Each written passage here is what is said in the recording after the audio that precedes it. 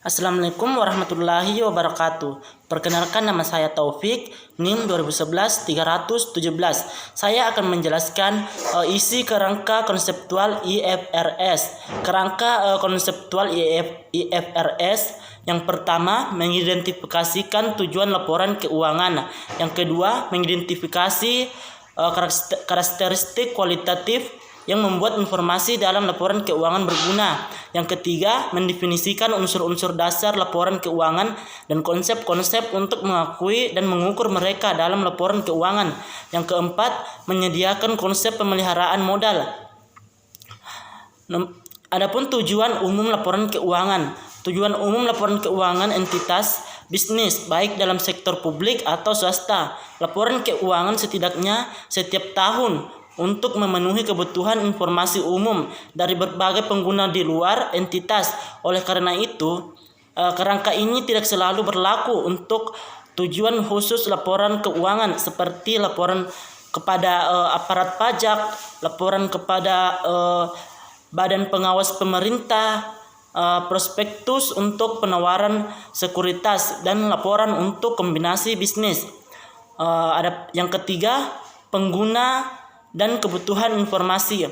Kelas utama pengguna laporan keuangan adalah investor, karyawan, pemberi pinjaman, pemasok, dan kreditur perdagangan lainnya, pelanggan, pemerintah, dan badan-badan mereka, serta masyarakat umum. Semua pengguna dengan kategori ini bergantung pada laporan keuangan untuk membantu mereka dalam pengambilan keputusan. Kerangka ini juga menyimpulkan bahwa investor adalah penyedia modal risiko kepada entitas, sehingga laporan keuangan yang memenuhi kebutuhan mereka juga akan memenuhi sebagian besar kebutuhan untuk pengguna lainnya. Informasi yang berguna untuk semua kelompok-kelompok pengguna ini adalah ketertarikan mereka pada kemampuan dari suatu badan untuk menghasilkan kas dan setara kas, serta waktu dan kepastian arus kas masa depan. The Forward mencatat bahwa laporan keuangan tidak dapat memberikan semua informasi yang pengguna perlukan dalam membuat keputusan ekonomi. Untuk satu hal, laporan keuangan menunjukkan dampak keuangan dari peristiwa dan transaksi masa lalu, sedangkan keputusan sebagian besar pengguna laporan keuangan adalah membuat keputusan yang berhubungan dengan masa depan. Lebih jauh lagi, laporan keuangan hanya memberikan sejumlah non-informasi keuangan yang terbatas yang dibutuhkan oleh pengguna laporan keuangan. Walaupun semua kebutuhan informasi dari kelompok-kelompok pengguna tersebut tidak dapat dipenuhi, ada kebutuhan informasi yang umum bagi semua pengguna, dan tujuan umum laporan keuangan berfokus pada pemenuhan kebutuhan ini. Yang keempat, tanggung jawab atas laporan keuangan. Manajemen dari sebuah entitas memiliki tanggung jawab untuk mempersiapkan dan menyajikan laporan keuangan entitas tersebut. Yang kelima, tujuan dari laporan keuangan.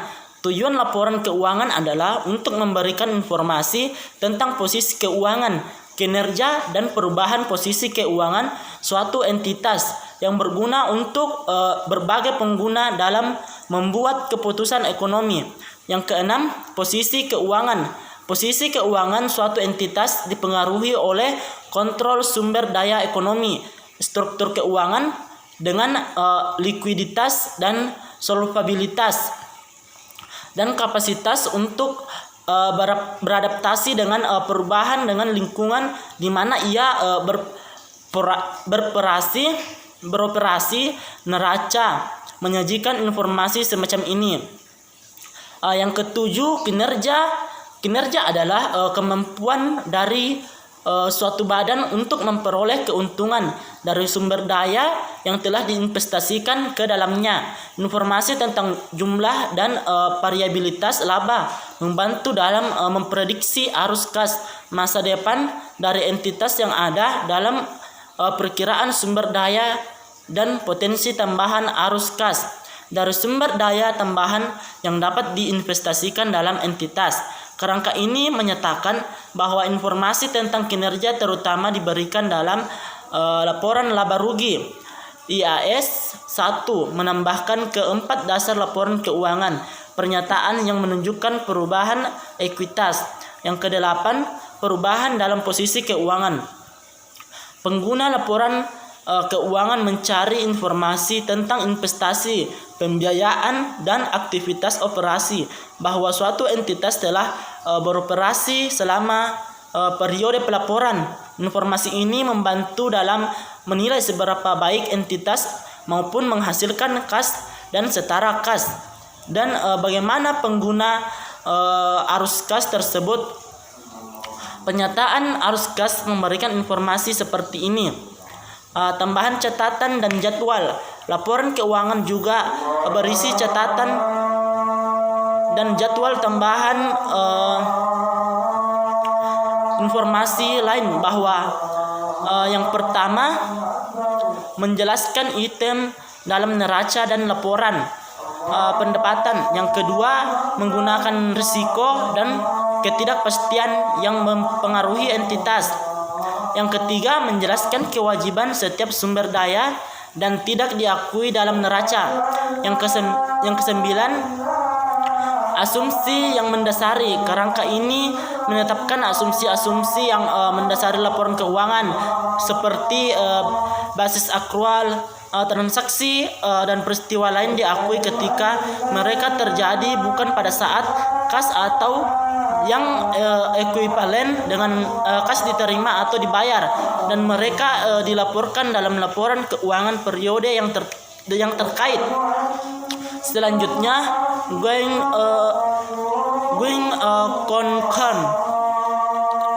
concurrent laporan keuangan. Menganggap bahwa suatu entitas akan terus beroperasi tanpa batas waktu, atau jika tidak mengungkapkan dan pelaporan dasar yang berbeda diperlukan. Karakteristik kualitatif laporan keuangan. Karakteristik ini adalah atribut yang membuat informasi dalam laporan keuangan berguna bagi investor, kreditor, dan lain-lain. Kerangka mengidentifikasikan keempat karakteristik kualitatif pokok. Understandability. Informasi harus disajikan dengan cara yang mudah dipahami oleh pengguna yang memiliki pengetahuan tentang bisnis, kegiatan ekonomi, akuntansi, dan yang bersedia untuk mempelajari informasi dengan tekun. Selanjutnya, relevansi. Informasi dalam laporan keuangan yang relevan adalah ketika hal tersebut mempengaruhi keputusan ekonomi pengguna, yaitu hal tersebut dapat membantu mereka mengevaluasi masa lalu, sekarang, atau kejadian masa depan yang berkaitan dengan suatu entitas. Mengkonfirmasi atau mengoreksi masa lalu evaluasi yang telah mereka buat. Materialitas adalah komponen relevansi. Informasi adalah material jika kelalaian atau kesalahan pernyataan dapat mempengaruhi keputusan ekonomi pengguna. Ketetapan waktu adalah komponen lain relevansi. Untuk menjadi berguna, informasi harus diberikan kepada pengguna dalam jangka waktu yang memungkinkan besar dapat mempengaruhi keputusan mereka. Selanjutnya, keandalan. Informasi dalam laporan keuangan dapat diandalkan jika hal tersebut bebas dari kesalahan dan bisa dapat diandalkan oleh pengguna untuk mewakili peristiwa dan transaksi. Kadang-kadang ada trade-off antara relevansi dan keandalan, dan penghakiman diperlukan untuk memberikan keseimbangan yang tepat. Keandalan dipengaruhi oleh penggunaan perkiraan dan ketidakpastian yang terkait dengan item yang diakui dan diukur dalam laporan keuangan. Ketidakpastian ini ditangani dengan sebagian dengan menjalankan prinsip kehati-hatian dalam menyusun laporan keuangan. Kehati-hatian adalah dimasukkannya tingkat kehati-hatian dalam pelaksanaan penilaian yang diperlukan, dalam membuat perkiraan yang diperlukan dalam kondisi ketidakpastian, sehingga aset atau pendapatan tidak dilebih-lebihkan, dan kewajiban atau pengeluaran yang tidak sederhana. Namun kebijaksanaan hanya dapat dilakukan dalam konteks karakteristik kualitatif lainnya dalam kerangka terutama relevansi dan representasi. Setiap transaksi dalam laporan keuangan, kebijaksanaan tidak membenarkan disengaja berlebihan dari kewajiban atau pengeluaran, atau sengaja meremehkan aset atau pendapatan, karena laporan keuangan tidak akan netral dan karenanya tidak memiliki kualitas kehandalan. Selanjutnya, keterbandingan. Pengguna harus dapat membandingkan laporan keuangan dari suatu badan dari waktu ke waktu, sehingga mereka dapat mengidentifikasi tren dalam posisi keuangan dan kinerja pengguna. Harus juga dapat membandingkan laporan keuangan entitas yang berbeda. Pengungkapan kebijakan akuntansi yang penting untuk perbandingan, telaah dan perbandingan. Kedua, instruktur meta teori versi FASB dan versi IASC memiliki unsur-unsur yang mirip, tetapi ada beberapa perbedaan prinsip dalam kedua model tersebut. Yang pertama, pernyataan tujuan di FASB adalah tujuan pelaporan keuangan, tetapi di IASC tujuan pelaporan keuangan. Meskipun IASC pada paragraf 7 menyatakan bahwa financial statement form part of the process of financial reporting, tetapi sebenarnya ada hal mendasar yang menyebabkan kedua pernyataan tujuan tersebut berbeda, yaitu lingkup penerapannya.